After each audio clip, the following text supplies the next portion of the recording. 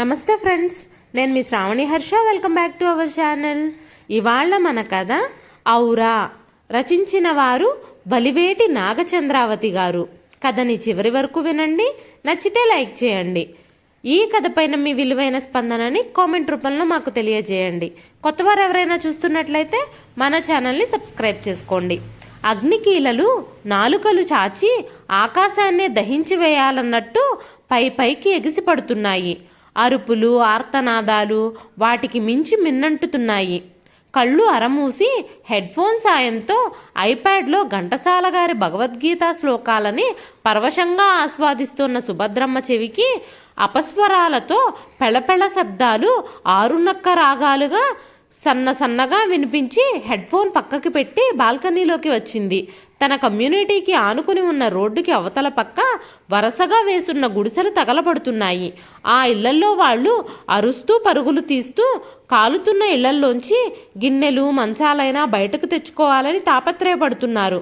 పాపం వాళ్ళు పొట్ట చేత్తో పట్టుకొని ఎక్కడెక్కడో పక్క రాష్ట్రాల నుంచి కూలీ నాలీ కోసం వచ్చిన పామర జనం.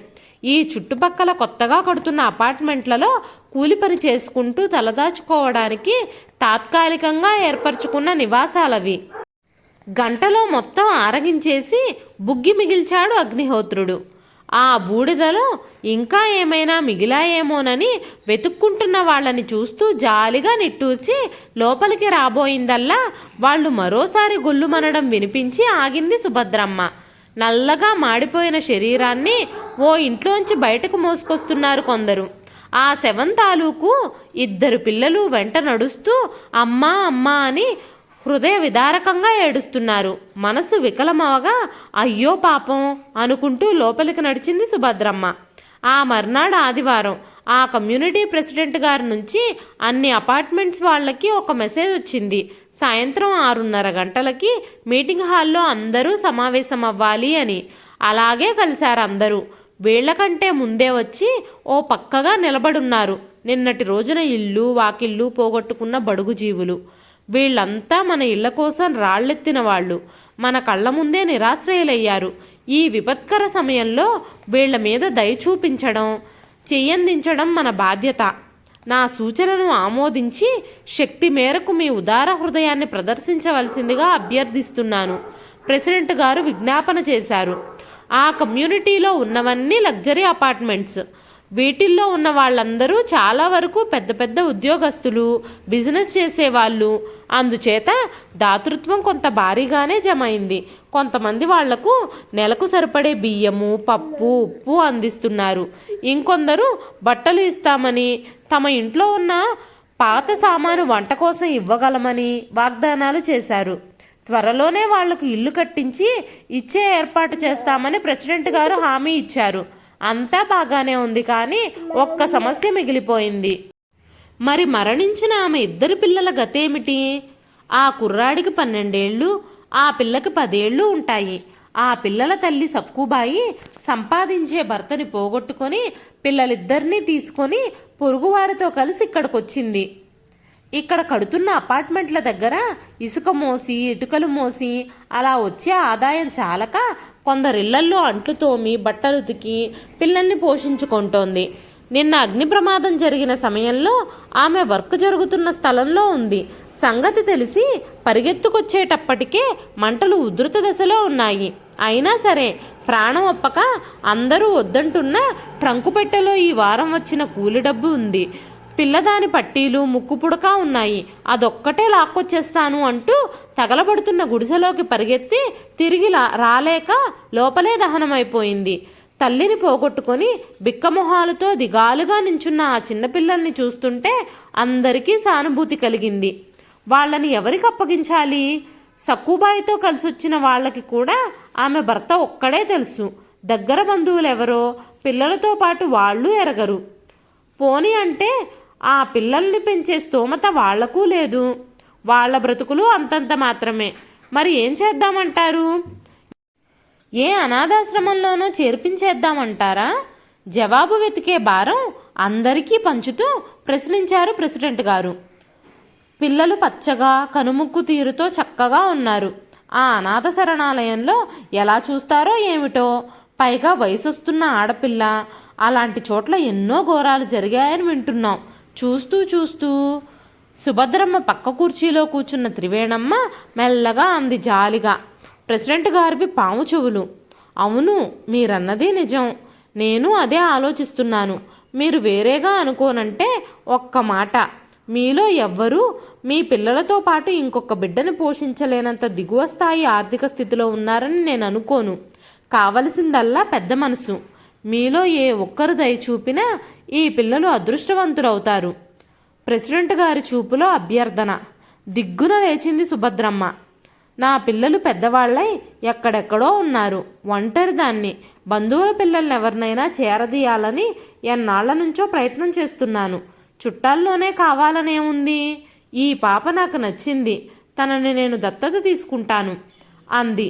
మబ్బుల్లో చందమామల చింపిరి జుట్టు, మాసిన బట్టల్లో ఉన్న పెద్ద కళ్ళు, పచ్చని ఛాయతో ఉన్న ఆ పిల్ల వంక ముచ్చటగా చూస్తూ.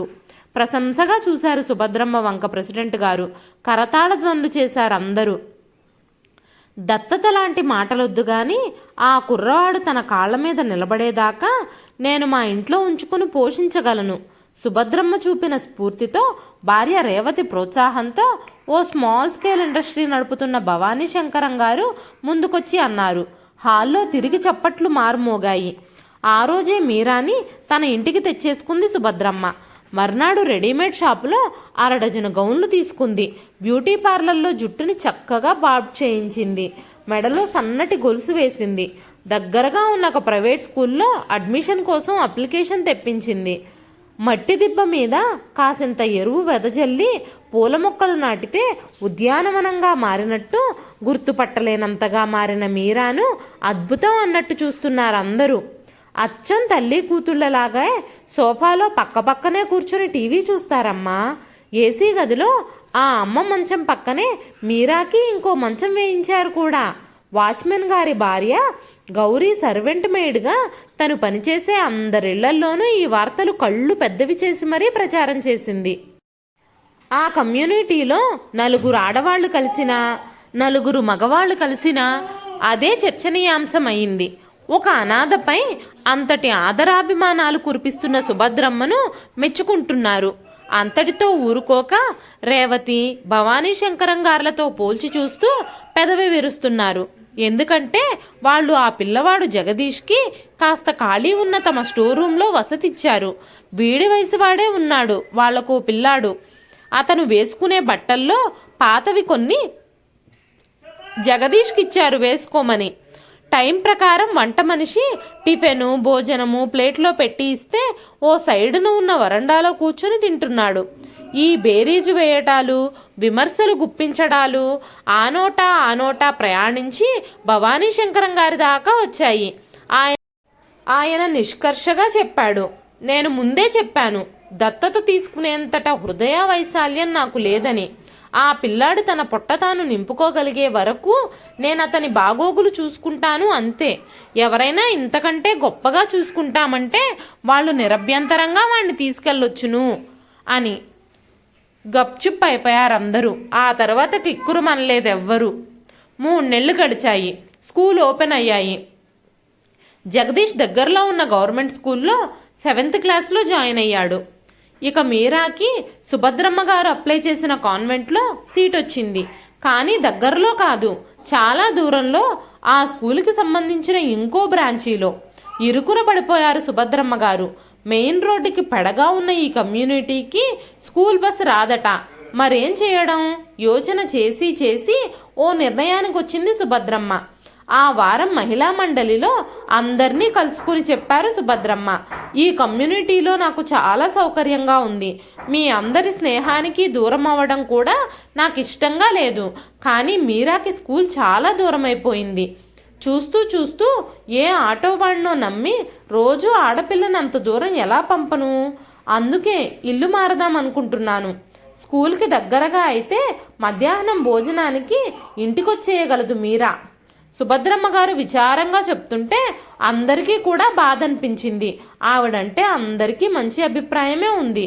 ఇప్పుడైతే దగ్గరకు తీసిన ఒక పేదరాలి బిడ్డ భవిష్యత్తు కోసం ఇల్లు మారడానికి కూడా వెనకాడని ఆమె ఔదార్యానికి ఆ గౌరవం మరింత పెరిగింది వాళ్ళ మనసుల్లో.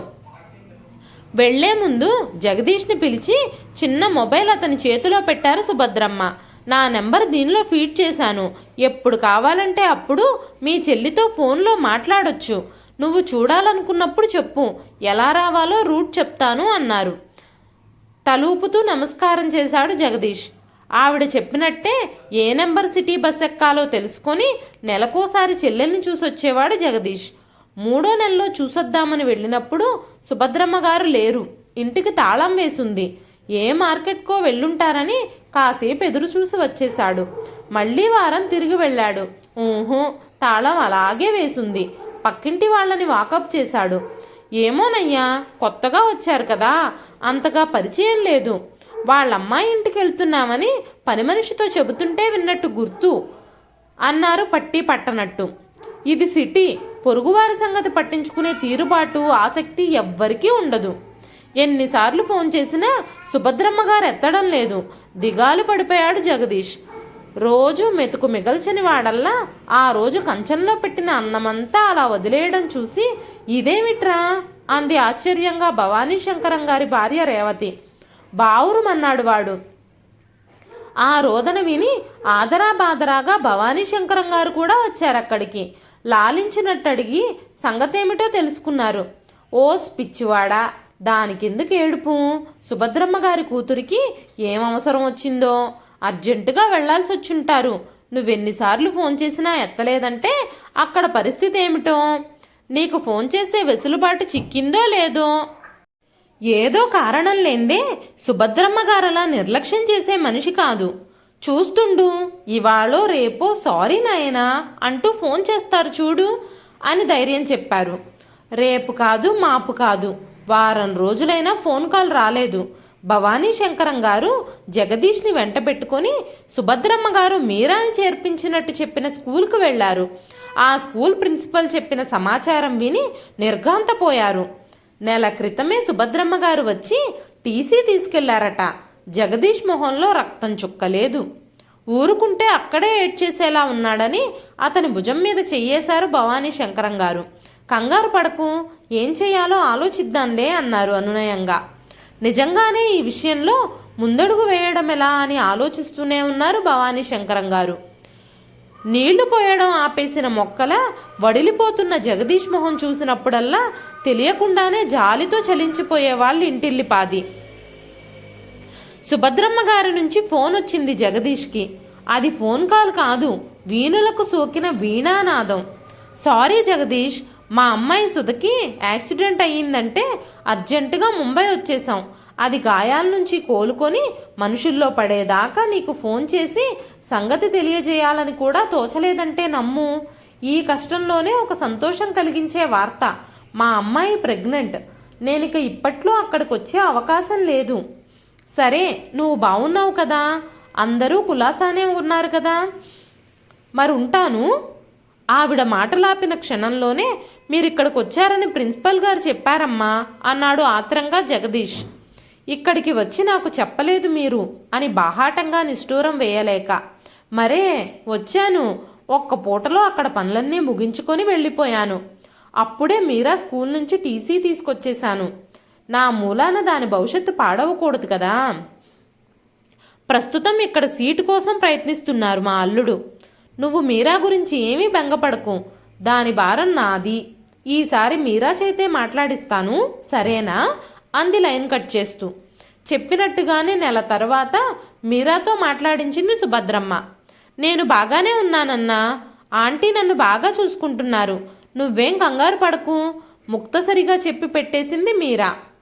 చెల్లెలి ముభావానికి మనస్సు చివుక్కుమంటున్నా గొప్పింటికి దత్తత వెళ్ళిందిగా, ఆ మాత్రం అహం ఉండదా అనుకుని సమాధాన పడిపోయాడు జగదీష్. అప్పట్నుంచి 4-5 నెలలకోసారి తప్పనిసరిగా తద్దినమన్నట్టు ఫోన్ చేసి మేము క్షేమం, మీరు క్షేమమే కదా అని యోగక్షేమాలు చెబుతోంది సుభద్రమ్మ గారు. అప్పుడే మీరా కూడా మొక్కు తీర్చుకుంటున్నట్టు 2-3 మాటలు అప్పగిస్తోంది. ఆ ఏడాదే 8th స్టాండర్డ్లోకి ప్రవేశించిన జగదీష్ దాని ప్రపంచం వేరైపోయింది అనుకునేవాడు. ఇంతలో ఇంకో కుదుపు సుభద్రమ్మ గారి నుంచి. మేము కెనడా వెళ్ళిపోతున్నాం. మా అల్లుడికి అక్కడ ఉద్యోగం వచ్చింది అని. మరి మీరా? కలవరపడుతూ అడిగాడు జగదీష్. నవ్వింది సుభద్రమ్మ. వదిలేస్తాననుకున్నావా? నేనెక్కడుంటే అక్కడే మీరా. తనని తీసుకెళ్లేందుకు కూడా అన్ని ఏర్పాట్లు చేశారు మా అల్లుడు అన్నారు. తాను చూడలేని దూరదేశాలకు తోబుట్టు వెళుతున్నందుకు సంతోషంగానే ఉన్నా ఆ కారణంగా చెల్లెలు తన నుంచి అంతకంతకు దూరమైపోతున్నందుకు జగదీష్ చాలా కలతపడ్డాడు. మీరా విదేశాలకు వెళ్లే ముందు ఒక్కసారి చూడగలిగితే ఎంత బావుణ్ణు. కానీ ఎలాగా? తాను చిన్నవాడు, ఒకరి మీద ఆధారపడి ఉన్నవాడు. ముంబై వంటి మహానగరానికి ఒంటరిగా ఎలా వెళ్ళగలడు? పోనీ తను చూడలేకపోతేనేమి? సుభద్రమ్మ గారి లాంటి చల్లని తరువు నీడలో తన చెల్లెలు ఎప్పటికీ పచ్చగానే ఉంటుంది. ఆ విశ్వాసంతో సంతృప్తి పడిపోయాడు జగదీష్. కమ్యూనిటీలో చాలామందికి మీరా కెనడా వెళుతున్నట్టు తెలిసిపోయింది. అందరూ సుభద్రమ్మను పొగిడిన వారే. ఎదురుగా ఉంటే సన్మానం కూడా చేసేవారేమో. నెలలు సంవత్సరాలు గడిచాయి. 10th పాస్ అయ్యాక ఐఐటీలో సీట్ వచ్చింది జగదీష్కి. అది పూర్తి చేసి ఓ ఫ్యాక్టరీలో ఉద్యోగం సంపాదించుకున్నాడు. మొదటి శాలరీ అందుకున్నాక పళ్ళు పూలు తీసుకొచ్చాడింటికి. భవానీ శంకరం దంపతులకు భక్తిగా నమస్కారం చేశాడు. తననింతటి వాణ్ణి చేసినందుకు కృతజ్ఞతలు తెలిపాడు. ఎంత చేసినా మేము సుభద్రమ్మ గారి తర్వాతే, మనస్ఫూర్తిగానే తనని తాను తగ్గించుకుంటూ అంది రేవతి, భవానీ శంకరం గారి భార్య. ఆ రోజే ఫ్యాక్టరీ వర్కర్స్కి ఇచ్చిన క్వార్టర్స్లోకి మారిపోయాడు. తన వర్క్ భవిష్యత్తు గురించి ఓ ప్రణాళిక, భవానీ శంకరం గారి సలహా, ఇలా ఓ గాడిన పడిపోయాడు జగదీష్. ఇన్ని సంవత్సరాలకు గాను సుభద్రమ్మ గారు కాల్ చేసింది 2 తడవలే. కెనడాకి చేరుకున్న మొదట్లో అందరం స్థిరపడ్డామని, మనవడు పుట్టాడు, మీరాకి మంచి స్కూల్లో సీట్ దొరికింది అని రెండవసారి. జగదీష్ కూడా ఇప్పుడు అంతగా బెంగపడ్డం లేదు. సుభద్రమ్మ గారు ముందే హెచ్చరించారు. ప్రత్యేకించి నాకిక్కడ ఫోన్ లేదు. మా అమ్మాయికో అల్లుడికో నువ్వు ఫోన్ చేయడం వాళ్ళకిష్టం లేకపోవచ్చును. వీలు చూసుకొని నేనే చేస్తుంటాను అని. ప్రెసిడెంట్ గారు రెండో అబ్బాయి వంశీకృష్ణ అమెరికా టెక్సాస్లో ఉంటున్నాడు. కోడలి కాన్పు సమయంలో సాయానికి ప్రెసిడెంట్ గారి భార్య అమెరికా వెళ్ళింది. అప్పటికింకా డెలివరీకి టైం ఉంది కదా అని ఓ ఆదివారం నయాగరాకి వెళదామనుకున్నారు అందరూ. కెనడా వైపు దర్శించడానికి కూడా పాస్పోర్ట్లు అవి రెడీ చేశాడు వంశీ. అక్కడ కనిపించింది సుభద్రమ్మ గారు ప్రెసిడెంట్ గారి భార్యకి. చెర్రీ పళ్ళ మధ్యన పాల సపోటా కనిపించినట్టు ఆ తెల్లవాళ్ల మధ్యన తెలిసినావిడ కనిపించేసరికి ప్రాణం లేచొచ్చింది ప్రెసిడెంట్ గారి భార్యకి. పైగా ఆవిడంటే తామందరికీ ఆరాధ్య దైవమయ్యే. కోడలికి చెప్పి చకచకా అందరినీ తప్పించుకుంటూ సుభద్రమ్మ గారి దగ్గరగా వెళ్ళిందామె. మీరేమిటిక్కడా? ఆశ్చర్యపోయింది సుభద్రమ్మ. ఇక 10 నిమిషాల పాటు గుక్క తిప్పుకోకుండా పేరున అందరి సంగతులు అడిగేసింది. దూరంగా కనిపిస్తున్న కూతుర్ని అల్లుణ్ణి చూపించింది. అల్లుడి హోదా గురించి, కూతురు ఉద్యోగం గురించి ఆకాశానికెత్తి చెప్పింది. వాళ్ళు కొత్తగా కట్టుకున్న ఇంటి గురించి వర్ణించింది. 15 గంట తరువాత మా అమ్మాయి పిలుస్తున్నట్టుంది, నేనిక వెళతాను అంటూ సుభద్రమ్మ గారు లేచినప్పుడు అడిగింది ప్రెసిడెంట్ గారి భార్య, మీరా ఎలా ఉంది అని. ఓ, మీరా మీకు గుర్తుందా? తనకే చాలా బాగుంది, చక్కగా చదువుకుంటోంది. మా ఇంట్లో 2 చంటి పిల్లలు కదా, దాని స్టడీకి ఇబ్బంది అవుతుందని హాస్టల్లో ఉంచాను అందావిడ హుందాగా బ్యాగ్ తీసుకుని బయలుదేరుతూ. తిరుగుముఖం పడుతూ కొడుకు కోడలు కారులో అన్నీ సర్దుతున్నారు. డిక్కీ పక్కనే ఎవరో నక్కుతున్నట్టు అనిపించి పక్కకు తిరిగి చటుక్కున చేయి పట్టుకుని యువతలకి లాగారు ప్రెసిడెంట్ గారి భార్య. తైల సంస్కారం లేని జుట్టు, తనవి కావని తెలిసిపోతున్న బట్టలు, అమాయకమైన చూపులు. తను మీరా? ఇందాకే మిమ్మల్ని చూశాను ఆంటీ. మేడం ఎదురుగా వస్తే చంపేస్తారు, అందుకని రాలేదు. మా అన్న ఎలా ఉన్నాడా ఆంటీ? అడుగుతోంది ఆత్రంగా బేలగా. మీ అన్న బాగానే ఉన్నాడు, మొన్నీ మధ్య ఉద్యోగంలో చేరాడు.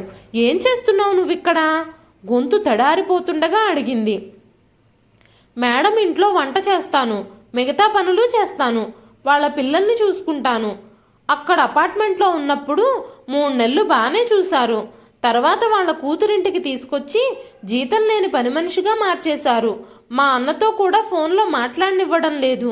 మొదట్లో మాట్లాడినప్పుడు ఇక్కడ విషయాలన్నీ చెప్తే చంపేస్తామని బెదిరించారు.